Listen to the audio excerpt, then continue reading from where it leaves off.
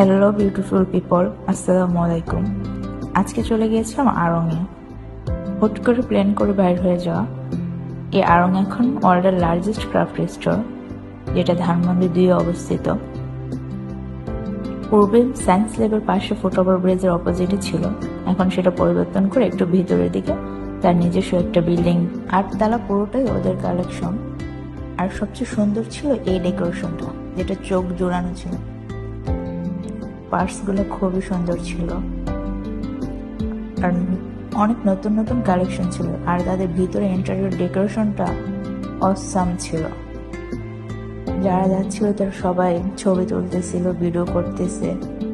আর এত ভিড় ছিল, যদিও এখনো বাংলাদেশে ঈদ শপিং শুরু করে নাই, রমজান, তারপরও মনে হচ্ছে যে অনেক ভিড়।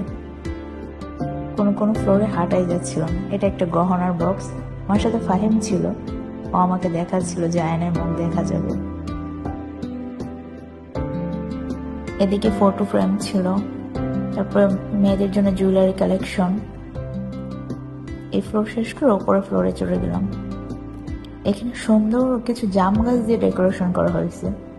কত কিউট ছোট্ট জাম, এগুলো সবে আর্টিফিশিয়াল। এটা হচ্ছে উপর ফ্লোর থেকে একদম গ্রাউন্ড ফ্লোরের। আমি আর ফাহিম রেস্ট নিচ্ছি আর দাঁড়িয়ে দাঁড়িয়ে অন্যদের শপিং করে দেখতেছিলাম।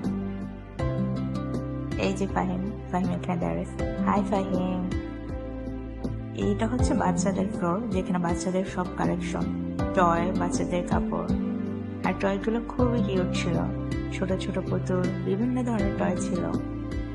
আর এদিকে কিছু বাচ্চাদের জন্য বইয়ের কালেকশনও রাখা হয়েছে, খুব সুন্দর সুন্দর গল্পের বই, বাইরের কিছু বই। আর ওইদিকে ফাহিম আমাকে একটা বানর দেখাচ্ছিল, বলছে এটা আপনি। আর আমি কিছু বই পড়তেছিলাম মেহমেদের জন্য, যদি সুন্দর গল্পের বই নিয়ে। আপনি চাইলে বেবি নিয়ে যেতে পারেন, সাথে রিল্যাক্স এখানে খেলতে দিয়ে শপিং করতে পারেন। ফাহিম কিছু পাঞ্জাবি দেখতেছিল। আমরা এখন সবচেয়ে টপেস্ট ফ্লোরে, যেটা হচ্ছে 6th ফ্লোর।